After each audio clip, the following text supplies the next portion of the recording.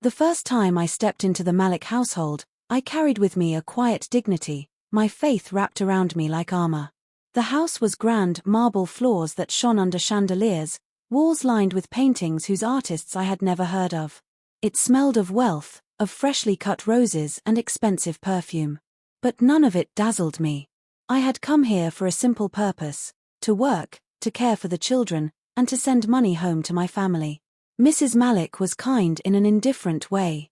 She was too busy hosting charity galas and traveling to notice much about me beyond the efficiency of my hands and the reliability of my presence. Mr. Malik, a businessman always drowning in phone calls, barely spared me a glance. But the children, Samir and Lena, clung to me with the desperation of the lonely. 4 months, my life followed a strict rhythm. Dawn prayers, preparing breakfast, school drop-offs, laundry, cooking, bedtime stories. The family trusted me implicitly, and I carried that trust like a badge of honor. I was the quiet shadow in their perfect world, the unseen force that kept their lives in order.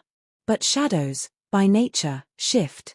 It began with something so small, so seemingly harmless, that I convinced myself it meant nothing. A lingering gaze in the hallway. A voice too gentle when speaking my name. He was a presence in the background of my life, neither fully acknowledged nor completely ignored. I never sought it, this unspoken connection, but I did not turn away from it either. The moment I realized the danger, it was already too late. One evening, after the children had gone to bed, I found myself in the quiet of the kitchen, my hands submerged in warm soapy water. The house was still, save for the faint hum of distant music. I hadn't heard him enter, but suddenly, he was there. "Long day?" His voice was low, careful. I did not turn. They always are. A silence stretched between us, thick with words unsaid. I could feel his eyes on me, studying, searching. My heart stuttered, a betrayal in itself. This was wrong. It had to stop. "You should go," I whispered, forcing steel into my voice. But I did not move. And neither did he. Later, alone in my small room, I pressed my forehead to the cool surface of my prayer mat, my whispered pleas dissolving into the silence.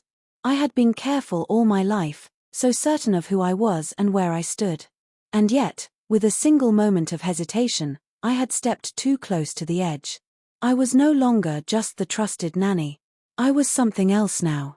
Something I did not yet have the courage to name. I told myself it was nothing. That it would pass. That if I ignored it, it would wither away like an unwatered plant. But desire does not starve so easily. His name was Omar. The Malik's driver.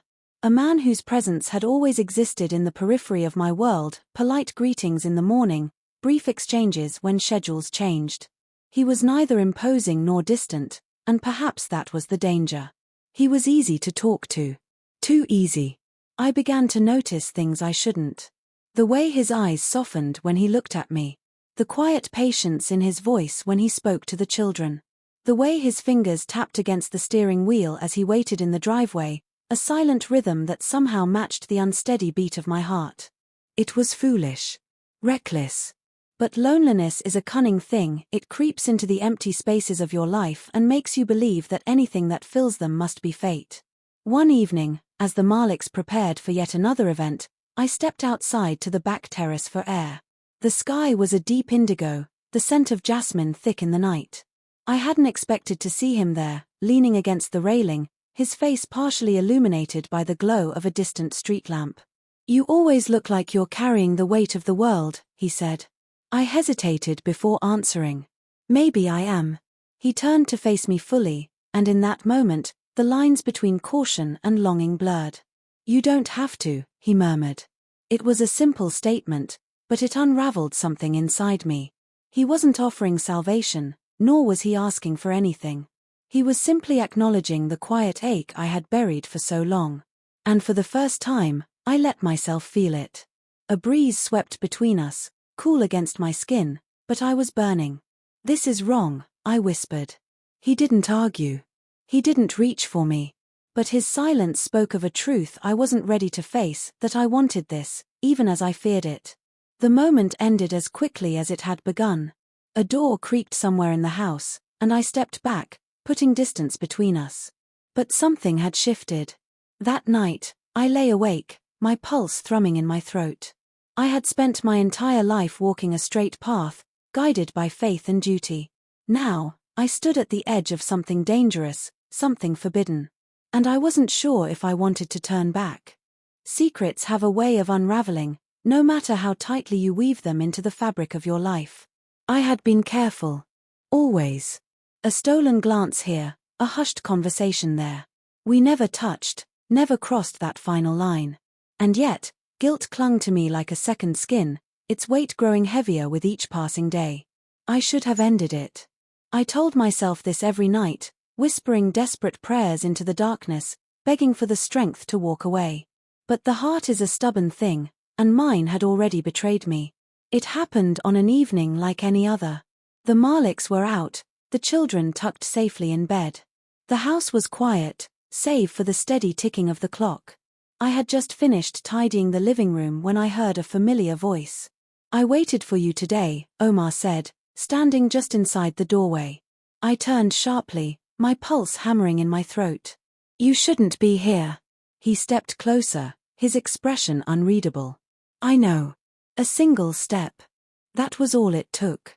A shift in distance so slight, yet suddenly, I felt the world tilt beneath me. His presence was a warmth I had denied myself for so long, and for a fleeting, reckless moment, I let myself stand in it. Then, a voice cut through the silence. "What is this?" I spun around. Mrs. Malik stood at the entrance of the hallway, her sharp gaze flickering between us. The air turned to ice. My breath caught. My voice failed me. She didn't need to ask. The truth was laid bare between us, thick and undeniable. Her face hardened. "Leave. Now." I wanted to explain, to plead, to tell her it wasn't what it seemed. But wasn't it? Hadn't I already betrayed her trust the moment I let my heart stray? Omar spoke first. "It's my fault." Mrs. Malik barely acknowledged him. Her eyes, cold and unforgiving, remained locked on me. "Pack your things. You're finished here."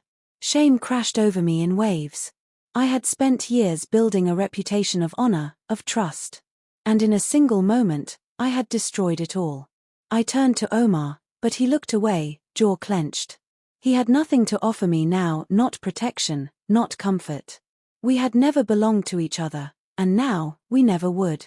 As I gathered my few belongings in my small room, my hands trembled. I could hear Mrs. Malik's hushed, angry voice in the next room, the sound of betrayal dripping from every word. By the time I stepped out of the house for the last time, the night had swallowed the light. I walked away without looking back. I did not deserve to. The night air was heavy as I walked away from the Malik household for the last time. The streets, usually familiar, now felt foreign beneath my feet. I had nowhere to go, not immediately, not certainly. But the weight pressing against my chest wasn't just fear. It was shame. In my mind, I saw my mother's face, the pride in her eyes when I had first told her about this job. "They trust you," she had said. "Trust is everything." And I had ruined it. I rented a small room in a part of the city where no one knew me. The silence there was deafening. No children's laughter, no hurried footsteps, no whispered exchanges in dimly lit hallways. Only my thoughts, circling like vultures. 4 days, I drifted in a haze of regret. I checked my phone, expecting, hoping, for a message that never came. But Omar was gone, as if he had never existed in my life at all. He had walked away easily. Why couldn't I? Then, one evening, I found myself kneeling on the worn carpet of my tiny room, forehead pressed against the floor, tears slipping down my face. I had prayed before, but never like this. "Forgive me," I whispered. "Please, forgive me." The words felt small, inadequate, but they were all I had. I thought of my faith, the principles I had always clung to, the lines I had sworn I would never cross. And yet, I had crossed them. But was I beyond redemption? I began reading, searching for answers. Stories of forgiveness, of those who had stumbled and still found their way back. I realized something then: God's mercy was not like human mercy. It did not cast you out forever. It did not turn its back at the first sign of weakness. I would not erase what I had done. But I could rebuild. Slowly, I found work again. A smaller home, a quieter life. There were no grand mansions, no polished marble floors. Just enough to survive. And perhaps, in time, enough to heal. The guilt did not leave me overnight. It clung to the edges of my thoughts, whispering reminders of my failures. But I let it stay. It was proof that I had loved, that I had lost, that I had learned. One afternoon, as I folded clothes in the dim light of my room, my phone buzzed. A message from an unknown number. "I hope you're okay, Omar." I stared at the words, my fingers hovering over the screen. A part of me ached to respond. To open that door again, even just a little. But instead, I turned off my phone. Some mistakes were not meant to be repeated.